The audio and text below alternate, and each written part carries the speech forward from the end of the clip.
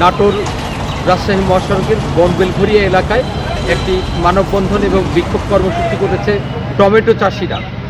সরকারের অতিরিক্ত 5% ভ্যাট আরোপের প্রতিবাদে এবং তাদের এই টমেটোর ভ্যাট দাঁড়াচ্ছে 10%, ফল হিসেবে এটি গণ্য করে এই 10% ভ্যাট আরোপ করায় তারা এই বিক্ষোভ প্রদর্শন করেছে এবং রাস্তায় টমেটো ঢেলে দিয়ে এর প্রতিবাদ করেছে।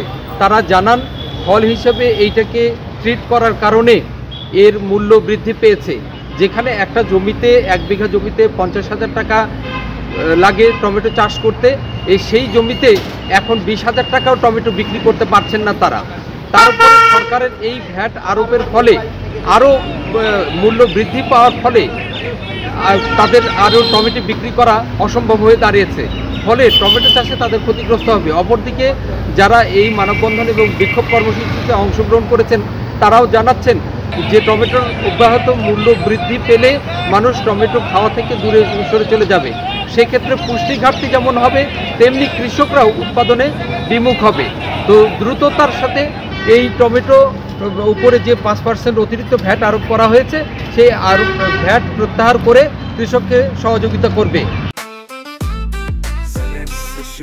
জেনেক্সে শিফট করো, লাইফকে লিফট করো। সরকার কৃষি পণ্যের উপরে অতিরিক্ত 10% ভ্যাট আরোপ করছে। যে ভ্যাটের কারণে দেশের যেগুলো প্রতিষ্ঠান, এগ্রো বেস প্রতিষ্ঠান যারা দেশীয় কৃষি পণ্যকে প্রসেস করে বিদেশে রপ্তানি করে বা দেশের মার্কেটে বিক্রি করে, তারা তাদের কস্টিং না মিলার কারণে তারা দেশীয় কৃষি মার্কেট থেকে টমেটো, আম সব বিভিন্ন কৃষি পণ্য কিনা বন্ধ করেছে।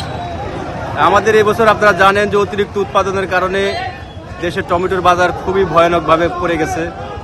এখন দেশের কৃষকদের পিঠ বাঁচানোর অবস্থা। এই মুহূর্তে যদি যেগুলো কোম্পানি মাল কিনতো, টমেটো কিনতো, দেশের যেসব এগ্রিবেস প্রতিষ্ঠানগুলো কিনতো, তারাও পণ্য কিনা বন্ধ করে দিচ্ছে।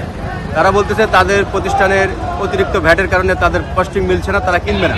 নাটোর, রাজশাহী, চাঁপাইনবাবগঞ্জের এই ব্যবসায়ীরা জানিয়েছেন যে এই অতিরিক্ত ভ্যাট যোগ করার ফলে তাদের যে টমেটোর মূল্য বৃদ্ধি পেয়েছে, এখন যে সকল এগ্রোবেস কোম্পানিগুলো তাদের টমেটো কিনতো তারা তাদের টমেটো আর কিনতে চাচ্ছে না। ফলে ব্যাপকভাবে ক্ষতিগ্রস্ত হচ্ছে কৃষকরা। এই বিষয়ে জেলা প্রশাসকের দৃষ্টি আকর্ষণ করা হলে নাটোরের জেলা প্রশাসক আসমা শাহিন তিনি প্রতিশ্রুতি দিয়েছেন কৃষকদের যে তিনি বিষয়টি কর্তৃপক্ষের সঙ্গে এবং সরকারের উপদেষ্টাদের সাথে আলোচনা করে বা তাদের কাছে এই সুপারিশ পাঠিয়ে যাতে এই টমেটোর মূল্য বা এই ভ্যাট কমানো যায় তার জন্য তিনি ব্যবস্থা করবেন। পরিতোষ অধিকারী, ডিবিসি নিউজ, নাটোর।